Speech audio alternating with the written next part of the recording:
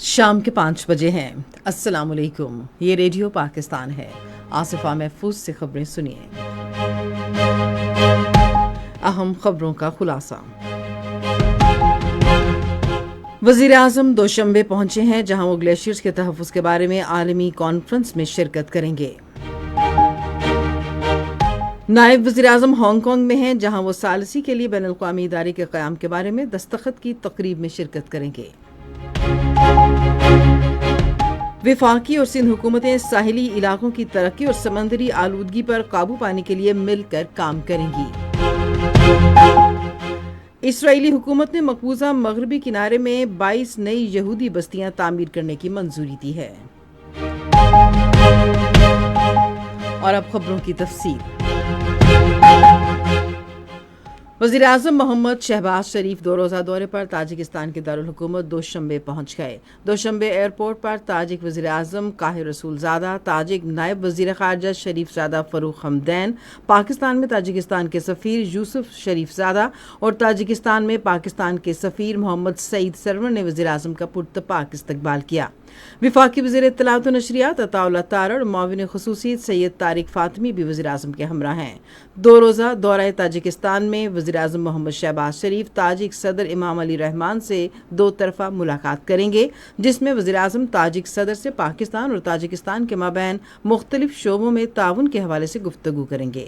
وزیر اعظم جنوبی ایشیائی خطے میں بھارت اور پاکستان کے درمیان حالیہ کشیدگی کے دوران تاجکستان کی جانب سے پاکستان کی بھرپور حمایت پر تاجک صدر کا شکریہ ادا کریں گے۔ وزیر اعظم محمد شہباز شریف اس دورے میں گلیشیئرز کے تحفظ پر دوشنبے میں منعقدہ اعلیٰ سطحی عالمی کانفرنس میں شرکت کریں گے۔ کانفرنس میں وزیر اعظم شرکاء کو ماحولیاتی تبدیلی کے پاکستان پر اثرات اور ماحولیاتی تبدیلی سے تحفظ اور گلیشیئرز کے تحفظ کے لیے پاکستان کے غیر متزلزل عزم کے حوالے سے آگاہ کریں گے۔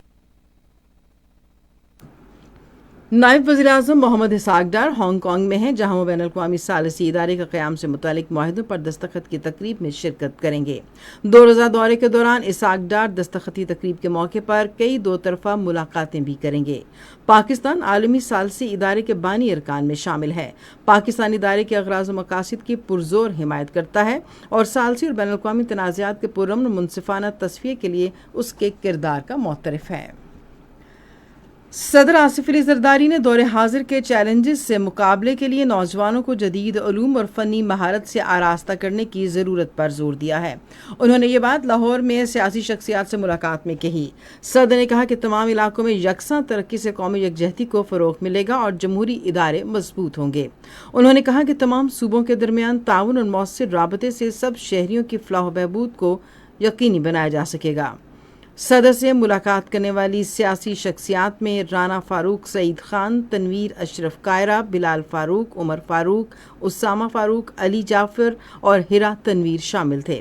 انہوں نے صدر مملکت کو فیصل آباد، گجرات، حافظ آباد اور دوسرے اضلاع کے اپنے حلقوں کے مسائل سے آگاہ کیا اور قومی ترقی کے لیے نوجوانوں کی صلاحیتیں بروئے کار لانے سے متعلق تجاویز بھی دیں۔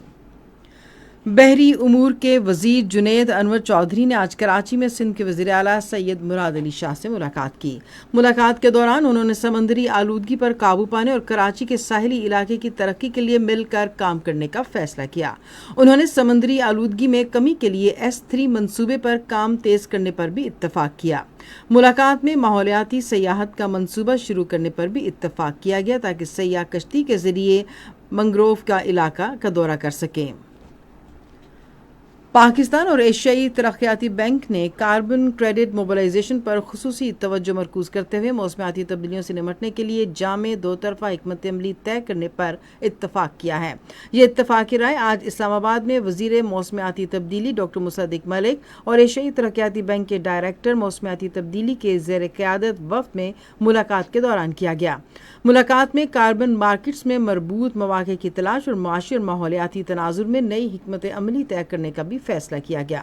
اس موقع پر گفتگو کرتے ہوئے ڈاکٹر مصدق ملک نے ADB کو یقین دلایا کہ نئی حکمت عملی کی تشکیل میں بھرپور تعاون کیا جائے گا۔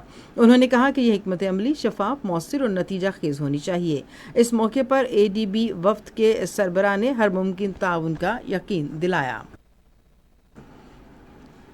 اسرائیلی حکومت نے مقبوضہ مغربی کنارے میں 22 نئی یہودی بستیوں کی منظوری دی ہے۔ اسرائیلی ذرائع ابلاغ نے وزارت دفاع کے حوالے سے بتایا ہے کہ نئی بستیوں میں پہلے سے موجود آبادیوں کو بھی قانونی حیثیت دی جائے گی اور نئی بستیاں تعمیر کی جائیں گی۔ مغربی کنارے اور مشرقی بیت المقدس میں رہنے والے 27 لاکھ فلسطینیوں کی آبادی میں تقریباً 7 لاکھ اسرائیلی آبادکار ہیں اور ان علاقوں میں اسرائیل نے 1967 کی جنگ میں قبضہ کیا تھا۔ بعد میں اسرائیل نے بیت المقدس کو اپنے دور میں بیشتر ممالک ساتھ ملا لیا اور بیشتر ممالک نے اسرائیل کے اس اقدام کو تسلیم نہیں کیا۔ فلسطینی صدر محمود عباس کے ترجمان نے اس اقدام کو کشیدگی خطرناک حد تک بڑھانے کا اسرائیلی فیصلہ قرار دیا۔ پاکستان اور بنگلہ دیش کے درمیان 3 میچوں کی سیریز کا دوسرا T20 بین الاقوامی کرکٹ میچ کل لاہور میں کھیلا جائے گا۔ میچ رات 8 بجے شروع ہوگا۔ پاکستان کو سیریز میں 1-0 کی برتری حاصل ہے۔ اسی کے ساتھ خبریں ختم ہوئی۔ مزید خبروں اور تجزیوں کے لیے وزٹ کیجیے ہماری ویب سائٹ radio.gov.pk اور فیس بک کے link radio Pakistan news official پر براہ راست ویڈیو سٹریمنگ پہ ملاحظہ کیجیے۔